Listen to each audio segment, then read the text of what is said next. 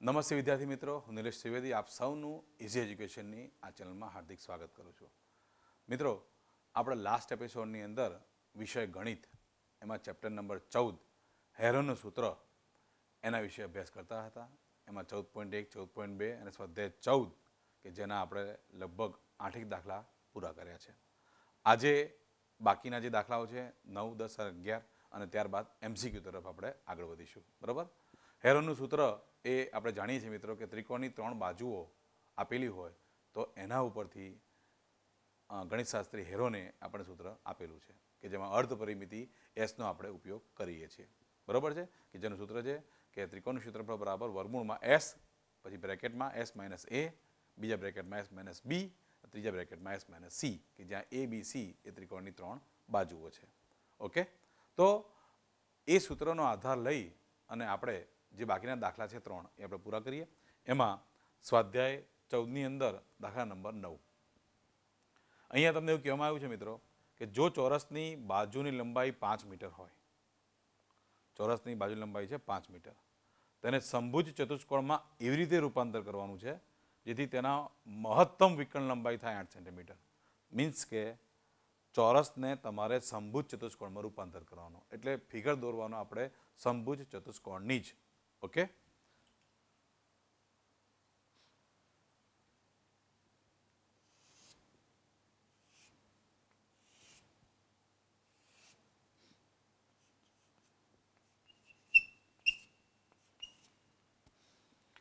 એમાં મહત્તમ વિકર્ણ લંબાઈ છે 8 સેન્ટીમીટર, એટલે આ એક વિકર્ણ છે જેની લંબાઈ છે 8 centimetre.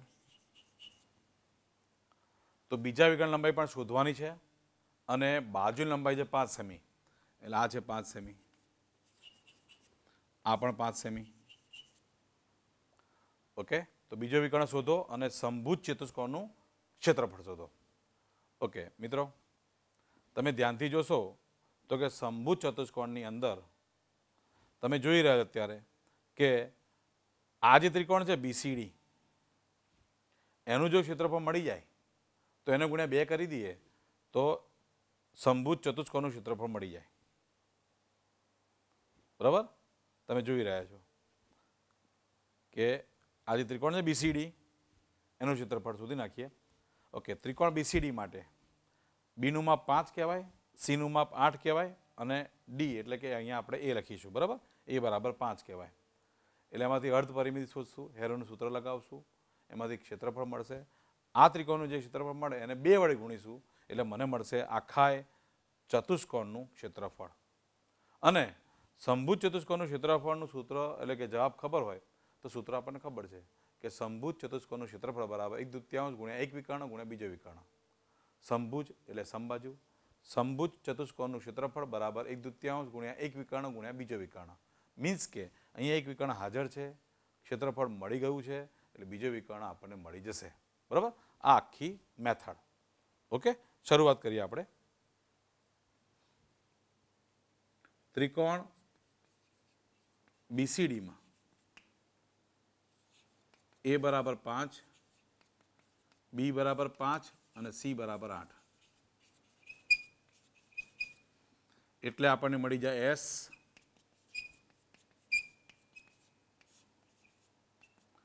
A plus B plus C divide by 2, એટલે કે 5 + 5 10, 10 ને 8 18, 18 ભાગ્યા 2 એટલે કે 9. આપણને મળી ગઈ અર્ધ પરિમિતિ 9. એનો ઉપયોગ કરીને આપણે શોધી શકીશું ત્રિકોણ BCDનું ક્ષેત્રફળ હેરોનના સૂત્ર મુજબ.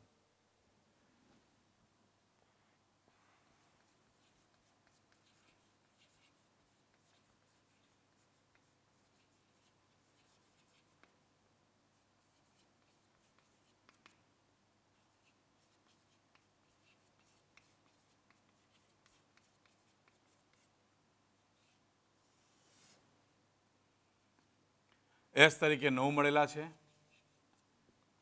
A તરીકે 5 છે, B પણ 5 છે અને C 8 છે. ઓકે, 9 માંથી 5 જાય તો 4 વધે, અહીંયા પણ 4 વધે, અહીંયા 1. તમે જોઈ શકો મિત્રો કે 9નું વર્ગમૂળ 3 અને 2 4ની જગ્યાએ 1 જ વાર 4, બરાબર? એટલે કે કમ્પ્લીટલી આની અંદર 3 ગુણ્યા 4, એટલે જવાબ મળશે આપણને અહીંયા આનું વર્ગમૂળ 3 અને 2 વખતની જગ્યાએ 1 જ વખત. ઓકે, 12 જવાબ મળે આનો, 12 સેન્ટીમીટર સ્ક્વેર. હવે આ જે ત્રિકોણ બીસીડીનું ક્ષેત્રફળ મળ્યું એના ડબલ કરીએ એટલે મળી જાય ચતુષ્કોણ એબીસીડીનું ક્ષેત્રફળ, બરાબર? ચતુષ્કોણ એબીસીડીનું ક્ષેત્રફળ 2 ગુણ્યા ત્રિકોણ બીસીડીનું ક્ષેત્રફળ. તમે જોઈ શકો મિત્રો કે અહીંયા જવાબ મળ્યો આપણને 24 સેન્ટીમીટર સ્ક્વેર.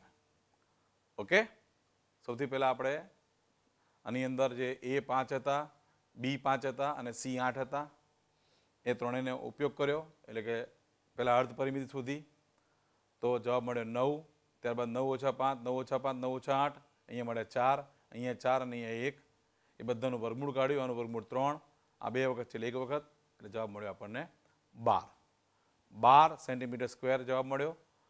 હવે 12 અને એને ગુણ્યા 2 કરીએ એટલે મળી જાય આખા ચતુષ્કોણનું ક્ષેત્રફળ. હવે ચતુષ્કોણ અહીંયા સમભુજ છે,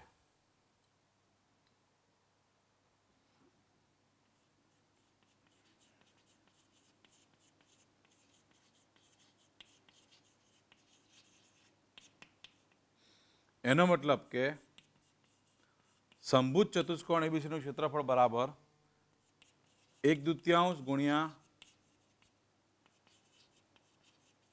1 વિકર્ણ ગુણ્યા બીજો વિકર્ણ. હવે તમને ફિગર બતાવી દઉં મિત્રો, તમે અહીંયા જોઈ શકો છો 1 વિકર્ણનું માપ 8 આપવામાં આવ્યું છે, બીજો વિકર્ણ એસી છે, એટલે બીડી અને એસી એના વિકર્ણો છે. ઓકે, ક્ષેત્રફળ મળી ગયું છે 24.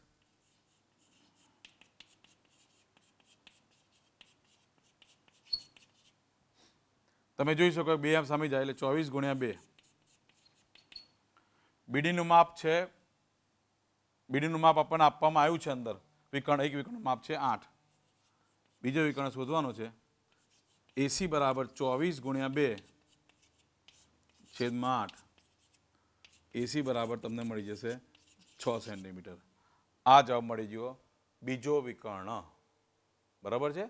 ખ્યાલ આવી ગયો તમને? આ મળી ગયો બીજા વિકર્ણનું માપ એ 6 સેન્ટીમીટર. ફિગરમાં જોઈ લો તમે, ખ્યાલ આવી જાય. એક વિકર્ણ 8 છે તો બીજો વિકર્ણ તમને મળશે 6. ઓકે, આ વાત થઈ. એટલે લખ્યું છે ને બીજા વિકર્ણ લંબાઈ શોધો તો એ 6 અને સમભુજ ચતુષ્કોણનું ક્ષેત્રફળ એ આપણને મળી ગયું 24. ઓકે, તો ક્વેશ્ચન નંબર 9 તમારો અહીંયા પૂર્ણ થયો. ક્વેશ્ચન નંબર 10 તરફ આપણે આગળ વધીએ. ઓકે, તમારી સમક્ષ આ અહીંયા આપણે પૂર્ણ કર્યો.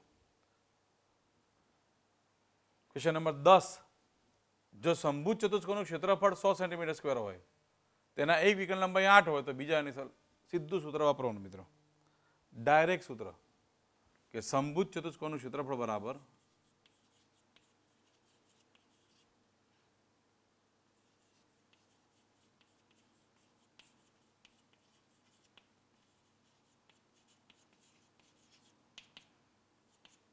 એક દૂતીયાંશ ગુણ્યા એક વિકર્ણની લંબાઈ ગુણ્યા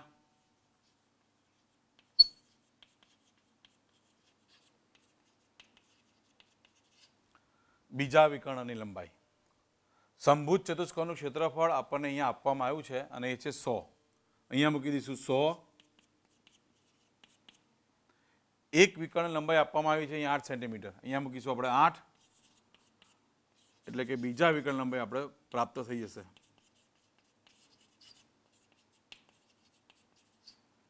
તમે જોઈ શકો છો મિત્રો, આ હું ઉડી જશે એટલે 4 વધશે અને એ 4 છે છેદમાં 100/4.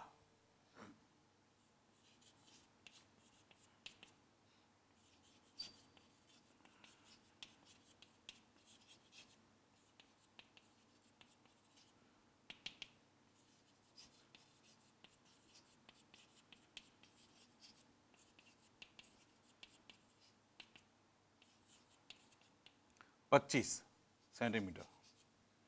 આ આવી ગયો બીજા વિકર્ણનું માપ. બરાબર, સમભુજ ચતુષ્કોણનું ક્ષેત્રફળ આપ્યું હતું, એક વિકર્ણનું માપ આપ્યું હતું, તો એના પરથી આપણે બીજા વિકર્ણ લંબાઈ પણ પ્રાપ્ત કરી દીધી. એ આવી ગયા 25 સેન્ટીમીટર. ત્યાર પછી ક્વેશ્ચન નંબર 11 તરફ આગળ જઈએ.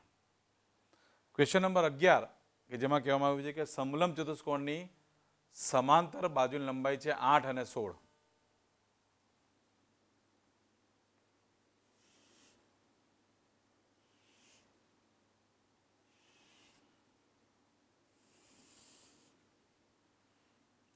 એ, બી, સી અને ડી. એકનું માપ 8 છે અને બીજાનું 16 છે. બંને સમાંતર ન હોય તેવી બાજુ એકરૂપ છે, એટલે કે એડી અને બીસી એકરૂપ છે, અને બંનેની લંબાઈ 10-10 આપી છે. આ 10 સેન્ટીમીટર છે, આ પણ 10 સેન્ટીમીટર છે. તો સમલંબ ચતુષ્કોણનું ક્ષેત્રફળ શોધવાનું છે. મિત્રો સૌથી પહેલા એક કામ કરીએ, આ સમલંબ ચતુષ્કોણમાં જે એ બી સમાંતર ડીસી છે, તો એ અને બી બંનેમાંથી વેધ દોરી દઈએ.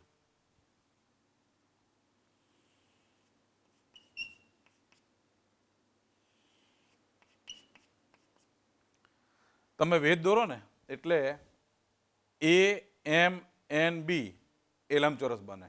એનો મતલબ કે આ ભાગ 8 તો આ ભાગ 8 જ થાય. એમ એન તમને 8 જ મળે. બીજી વસ્તુ કે આની અંદર તમે ધ્યાનથી જોશો તો કે એ એમ ડી અને બી એન સી તો કાટખૂણો તો છે બંનેમાં, કર્ણ બી સરખો છે જુઓ બંનેમાં. બરાબર, અને એમ અને બી એન તો સરખા હોય જ, તો આ બંને ત્રિકોણ એકરૂપ થઈ જાય કાકબા પ્રમેયથી. આ બંને ત્રિકોણ કાકબા પ્રમેયથી એકરૂપ થઈ જાય તો એનો મતલબ કે બાકીના અંગો સરખાઈ શકાય. તો બાકીના અંગો એટલે કયા? તો કે ડીએમ અને એનસી સરખાઈ શકાય. એટલે ડીએમ અને એનસી સરખા નીકળે. ડીએમ અને એનસી સરખા નીકળે તો કેટલા નીકળે? તો કે આ 8 છે એટલે 8 તો થઈ ગયા છે, આખા 16 છે. 16માંથી એમએનનું માપ 8 જતું રહ્યું છે મિત્રો. એટલે રહ્યા કોણ? તો કે ડીએમ અને એનસી બંનેનો સરવાળો 8 થાય. બંનેનો સરવાળો 8 થાય અને બંને સરખા હોય તો એનો મતલબ કે બંને 4-4 હોય. અને અહીંયા 4 ને અહીંયા 4 મળશે એટલે પછી કોઈ પણ એક કાટકોણ ત્રિકોણ લઈશું તેમાં પાયથાગોરસ લગાવશું એટલે એમ આપણને મળી જશે. અને એમ એટલે વેધનું માપ. બરાબર, અને એ વેધનું માપ જે મળશે એના પરથી તમને સમલંબ ચતુષ્કોણનું ક્ષેત્રફળનું સૂત્ર મૂકી શકશો. 1/2 ગુણ્યા વેધ ગુણ્યા કૌંસમાં બંને સમાંતર બાજુનો સરવાળો. ક્લિયર? બરાબર છે. તો સૌથી પહેલા આપણે લંબચોરસ છે કે ત્યાંથી આપણે શરૂઆત કરીએ. બરાબર, અને આ વેધ જે છે એનો ઉલ્લેખ કરશું.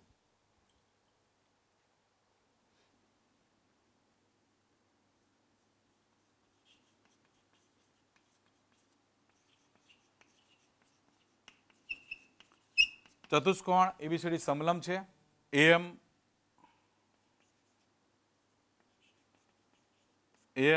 લંબ બીસી, બીએન એમ લંબ ડીસી આવશે મિત્રો. અહીંયા એમ લંબ ડીસી, બીએન લંબ ડીસી, એમ અને એન લંબપાત છે.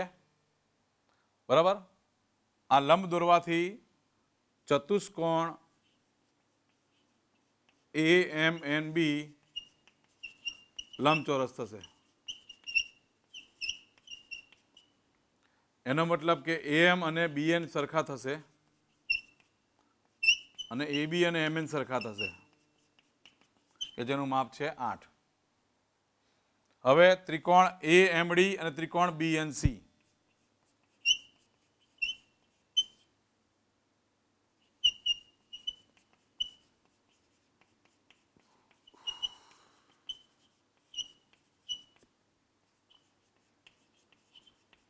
કાકબા પ્રમેય અનુસાર આ બંને ત્રિકોણો એકરૂપ છે. એનો મતલબ કે ડીએમ અને એનસી સરખા થાય. અને શોધવા હોય તો 16માંથી 8 બાદ કરી, 16માંથી 8 બાદ કરો ભાગ્યા 2 કરવાના. 16 ઓછા 8 એટલે 8 રહે, 8 ભાગ્યા 2 કારણ કે સરખા છે એટલા માટે. તો જવાબ મળશે તમને 4 સેન્ટીમીટર. બરાબર, અને હવે કોઈ પણ એક ત્રિકોણ લઈને વેધ શોધી નાખીએ. ત્રિકોણ એ એમડી.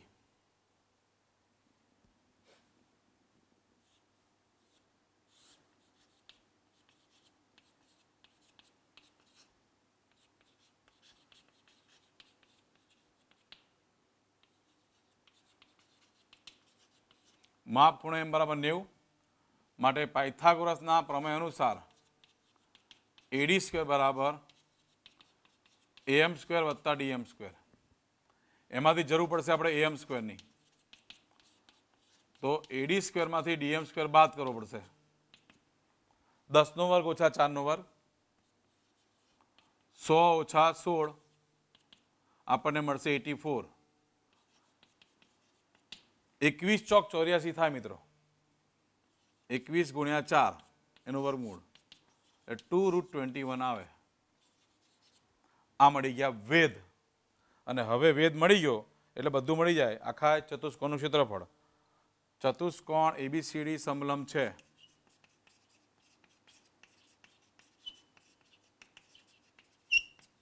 એનો મતલબ કે ચતુષ્કોણ એબીસીડીનું ક્ષેત્રફળ બરાબર 1/2 ગુણ્યા વેધ ગુણ્યા કૌંસમાં જે સમાંતર બાજુઓ છે એનો સરવાળો.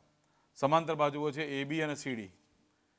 એબી પ્લસ ડીસી લખો, સીડી લખો, કોઈ ફેરફાર થતો નથી. એમનું માપ છે 2√21. એમ એટલે વેધ, એનું માપ મળી ગયું છે 2√21. એબી અને ડીસી એ બંનેના માપ આપેલા છે 8 અને 16. 2 કેન્સલ થઈ જાય. 16 ને 8 24. એટલે જવાબ મળી ગયો 24√21 સેન્ટીમીટર સ્ક્વેર. આ મળી ગયું સમલંબ ચતુષ્કોણ એબીસીડીનું ક્ષેત્રફળ. બરાબર છે મિત્રો? તો આપણે સ્વાધ્યાયના બધા દાખલા પૂરા કર્યા.